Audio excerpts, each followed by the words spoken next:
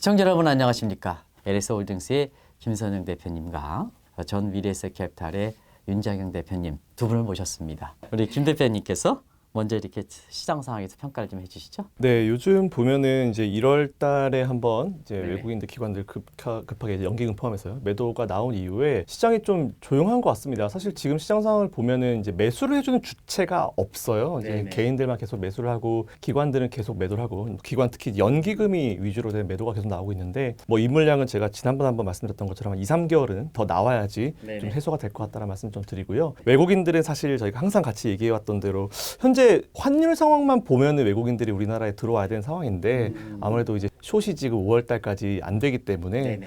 전략 구사가 어려워서 외국인들이 못 들어오고 있는 부분은 좀 많은 것 같습니다. 어쨌든 그런 어떤 수급의 부재 때문에 시장이 올라가지도 못하고 이제 계속 이제 떨어진다라고 느끼지만 제가 봤더니 사실 거의 뭐 보합권, 박스권 내에서 계속 오르락 내리락 어제 오르고 오늘 떨어지고 어제 오르고 오늘 떨어지고 이런 흐름이 계속 이어지고 있는 것 같아요. 이 국채 문제는 사실 장기 투자 수단이다 이런 각도에서 구조적 변화를 좀 많이 봐야 되는데요. 이런 구조적 변화 관련해서 전문가이신 윤 대표님께서 미국의 국채 문제 요걸 좀 말씀해 주시기 바랍니다. 지금 최근 증시의 뭐 키워드가 미국 국채 10년물의 네네. 금리가 오늘 뭐 몇 %냐 이게 네네. 지금 토픽이 되고 있지 않습니까? 근데 이게 갑자기 나온 이슈처럼 보이지만 사실은 작년에 유동성이 뭐 통화정책, 재정정책에서 워낙 많이 풀려 있었기 때문에 이게 네네. 언젠가는 이슈가 될 수 있는 대기되어 있었던 이슈인 거죠. 근데 네네네. 그게 이제 최근에 이제 미국 국채 10년물이 네네. 특히 이제 원자재, 뭐 유가 이런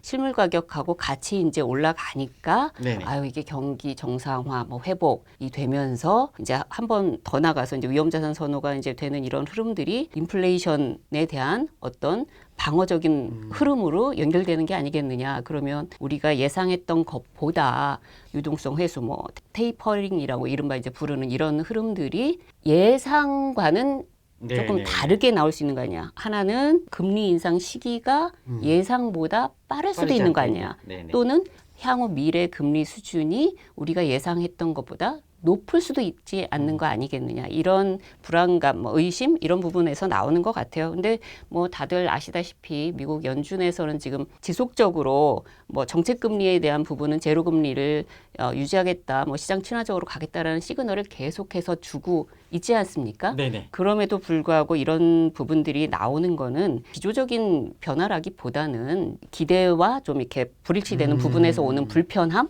결국 이런 정책 불안감이 당자가 오는 금리 거라고 완화에 봅니다. 있다더라도 네. 시장에서 받을 수 있는 여건이 그렇죠. 지금 아니다 보니까 지금 네, 같은 네, 네. 알레르기 반응이라 할까요? 그렇죠. 이렇게 이제 네. 보는 건데요. 실제로 시장 참여자 입장에서 이와 같은 상황에 대해서 어떻게 평가하는지 좀 말씀해 주시기 바랍니다. 아무래도 이제 제가 요즘에 설명을 많이 드리고 있는 부분은 이제 네네. 시장 참여자분들이 최근에 이제 개인 투자자분들이 많으시잖아요. 그래서 막 네네. 되게 어려운 얘기를 하면 잘 못 알아들으시더라고요. 제가 그래서 금리 상승에 대해서 어떻게 설명을 하냐고 하면은 금리 상승하게 되면은 뭐 테이퍼링 이렇게 그냥 쭉 연결을 시키는데 이걸 제가 어떻게 비유하냐면은 사람이 태어나고 중간 행복하게 사는 시점이 분명히 있고 나중에 사망을 하는데 지금 이걸 빼버리고 사람이 태어나자마자 벌써 죽을 걱정을 그렇죠. 하게 되는 그런 상황인 것 같아요. 그래서 제가 그렇게 비유를 보통 표현하는데 금리가 올라가면은 그건 일단 여러분 잘 아시겠지만 작년 3월 달 이제 그 증시 급락기 이후에 네네. 경기가 많이 회복이 되고 있구나라는 선반영되는 사실 선행 시그널이거든요. 그래서 네네. 경기가 이제 좋아진다라는 시그널인데 사실 이걸 받아들일 때 내 삶은 아직 팍팍한데 경기가 좋아지긴 하겠냐라고 보통 이런 말씀 많이 하시는데 네네. 보통 우리가 알고 있는 코스피 차트도 이제 보통 경기 선행 지표의 대표적인 어떤 지표라고 보실 수 있어요. 그렇기 때문에 지금 이렇게 금리가 올라가는 부분은 단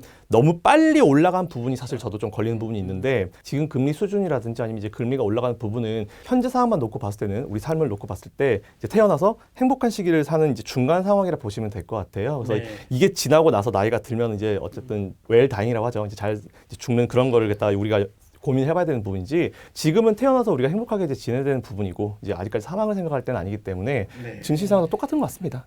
적절한 표현이신 것 같아요. 적절한 표현. 혹시 그 돈이 많이 풀려서 네네. 이게 낭비하다 보니까 얼굴이 좀 늙어서 이렇게 조기에 그 하는 그게 이제 조기 테이퍼링 아니겠습니까? 예, 그렇죠. 윤 대표님 그런 가능성 문제에 대해서 좀 잠시 좀 말씀해 주시기 바랍니다. 저는 뭐 앞서서도 말씀드렸지만 지금은 이제 시장에서 기대치와의 어떤 괴리감 에서 오는 그런 부분이라고 생각이 들어요. 네네네. 이런 부분은 물론 이제 변동성이 확실히 이제 뭐 커지는 건 사실이고 그 부분에서 기간이 그러면 얼마나 갈 것이냐. 그럼 또 이 뭐 튀어오르는 부분이 어느 정도까지 갈 것이냐. 이런 부분은 열어두고 갈 필요는 있겠지만 네.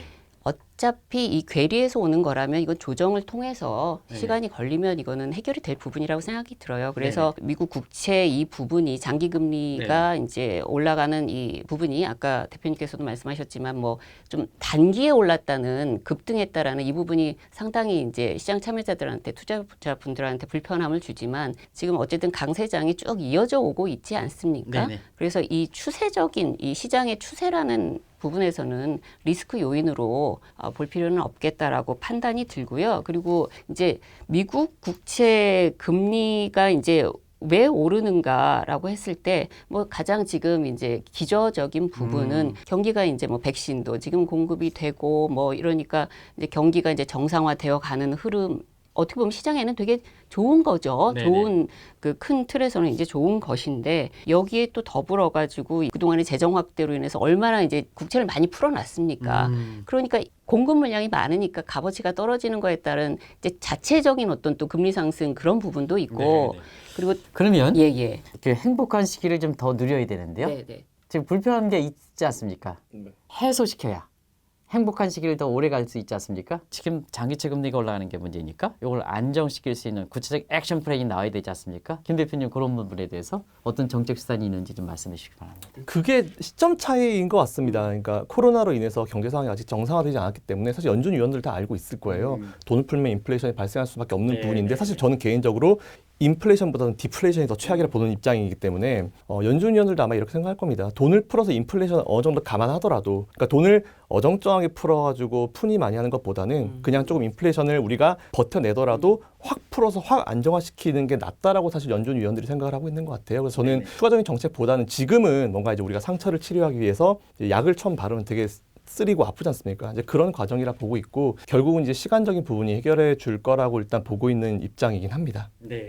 최근에 또 한 가지가 정책 당국의 말이 좀 잘 먹히지 않은 측면에서 이 비트코인 얘기 있지 않습니까? 제니 옐런이 비트코인에 대해서 아주 안 좋게 얘기했는데 시장 상황은 계속 그 비트코인 가격이 다시 올라가는데요.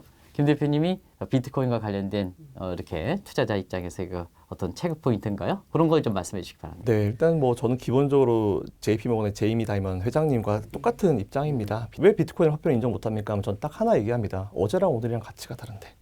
어제랑 오늘이랑 가치가 다른데 어떻게 비트코인을 화폐로 원화가 만일 어제 오늘 크게 달랐다, 뭐 20-30%씩 달랐다 하고 하면은 이거는 말도 안 되는 부분이고요. 일단 비트코인 투자하시는 분들께 제가 좀 미리 말씀을 좀 드리고 싶은 부분이 있는데 고점으로 가고 있죠. 지금이 고점인지 아닌지는 알 수 없습니다. 근데 제가 한 체크를 해드리고 싶은 부분은 미국 선물 시장의 비트코인 상장에 대한 얘기가 이미 나왔었죠. 근데 선물을 상장한다는 것 자체가 어떤 의미냐면은 공매도를 할 수 있다는 얘기거든요. 선물을 공매도처럼 사용할 수 있기 때문에 그들은 비트코인 가격이 떨어져도 많이 상장해서 그걸 갖다 투자하는 누군가는 이제 비트코인 상장 이제 주가가 떨어진다 하더라도 선물을 이용해서 반대 포지션을 취할 수 있기 때문에 이제 이런 부분들을 좀 생각하셔야 될 것 같습니다. 결론적으로 말씀드리면은 비트코인 투자는 항상 조심조심 하셔야 된다라는 말씀을 좀 드리고요. 마이크로소프트 빌 게이츠 회장이 이런 얘기를 했었죠. 그 앨런 머스크처럼 돈 많으면 한번 해봐라. 그거 자체가 뭐냐면은 앨런 머스크 전체 자산에서 비트코인 자산이 0으로 된다 하더라도 그 사람은 삶에 문제가 없습니다. 그 얘기처럼 여러분들이 투자 자산 중에 한 10% 정도는 뭐 사라져도 내가 열심히 하면은 커버링 할 수 있으니까 그 정도 자산만 하시지 비트코인의 전체 뭐 몰빵 투자를 하신다거나 하면은 정말 문제가 생길 수 있으니까 뭐 미국 선물 시장 얘기도 좀 들려드리면서 항상 주의를 하셔라는 말씀을 좀 드리고 싶습니다.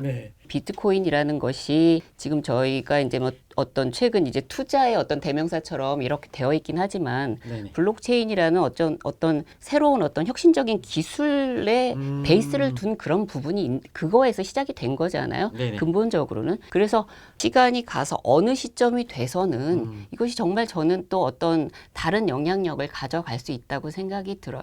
근데 다만 이제 내가 얼리 어답터가 되려면 그 정도의 어떤 방어 능력이나 그런 부분이 있어야 되지 않나라고 생각이 듭니다. 그래서 개인 투자자 분들에게는 저도 개인적으로는 쳐다보지 말라고 아직은 그렇게 말씀드리는 쪽입니다. 네. 지금 그 한국 증시에 상장하지 않고 뉴욕 증시에 상장하는 쿠팡이 시청자분한테서도 가장 관심이 될 겁니다. 김선영 대표께 요 쿠팡 얘기를 좀 여쭤보도록 하겠습니다. 사실 쿠팡을 했을 때 왜 우리나라 상장 안 하고 미국에 상장하냐 네. 이게 제일 큰 이슈인데요. 일단 첫 번째로 말씀드리면 쿠팡 우리나라 상장을 하기 어렵습니다. 그렇죠. 적자 기업이기 때문에 뭐 네네. 코스피든 코스닥에 상장 못합니다. 네네. 뭐 그거는 우리나라 금융당국이 정말 잘하고 있는 거라 보고 네네. 있고요. 뭐 적자 기업을 상장하면은 저도 사실 이제 기업을 투자할 때 무조건 실적을 보고 투자를 하는 네네. 쪽이기 때문에 실적이 안 나오면은 상장을 못하는 부분 되게 잘하고 있는 부분인 것 같고 결국 저는 이제 막 앞에 여러 가지 이야기들이 있지만 제 개인적인 의견은 쿠팡이 적절히 지금 상장하는 거는 제가 계속 오랫동안 봐왔었던 이제 소프트뱅크의 비전 펀드 그 계획을 사실 저도 관심 있어서 개인적으로 계속 보고 있었는데 작년 연말쯤인가 이제 비전 펀드 추가 이제 자금 계획은 사라지고 이제 신규 상장하겠다라는 한 7개 정도 되는 기업들 라인업이 나오더라고요. 그러면서 그때부터 이제 계속 그 전부터 이미 뭐 쿠팡 상장에 대한 얘기 나왔었지만 뭔가 구체화되는구나라는 얘기를 하면서 그때는 제가 만약 손정희 회장이라고 생각했을 때는 이거 상장시켜서 엑시트 하겠다라는 의미로밖에 받아들여지진 않더라고요. 저 개인적인 짧은 소개를 말씀드리면은 네네. 저는 사실 쿠팡이 그렇게만 안 됐으면 좋겠다라는 케이스가 과거의 G마켓 케이스거든요. 네네. G마켓도 이제 나스닥에 상장을 했었습니다. 상장했었는데 결국은 이제 나중에 이베이 쪽에다 인수가 다시 됐고 잘 아시겠지만 다시 지금 물려 나와서 그걸 갖다가 누가 이제 인수하니 뭐 이가 나오고 있는데 어쨌든 다시 돌아온 느낌이잖아요. 네. 네, 그래서 최근에 이제 미국 뭐 장기채 금리 때문에 이제 뭐 시장이 좀 출렁출렁하고 있는데 이 부분에서 앞서서 말씀드렸지만 이게 이제 시장의 추세 리스크 요인은 아니다. 네네. 다만 변동성은 열고 가자라는 측면에서 네. 스토리, 그동안의 시장을 이끌어온 스토리는 바뀌지 않았고 스토리가 바뀌지 않았다는 건 주인공이 바뀌지 않는다는 거거든요. 네네. 그래서 그동안에 쭉 이제 앞장서 갔던 놈들이 이제 계속해서 간다 생각이고요. 그리고 네네. 또 한 가지 추가적으로는 이게 딱 보기에 이제 팬시해 보이지는 않지만 네네. 조용히 미래로 가고 있는 놈들이 있습니다. 그게 무엇일까? 뭐 예를 들면 친환경이라든지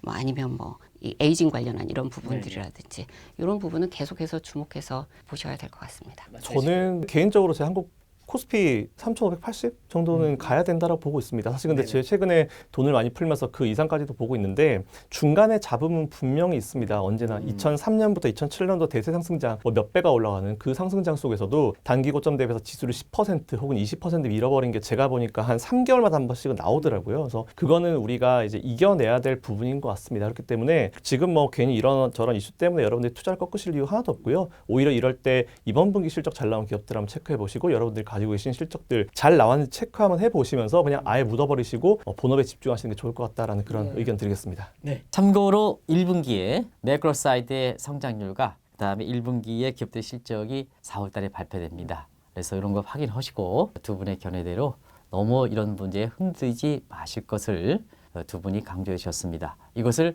결론으로 내면서 방송을 마칠까 합니다. 고맙습니다.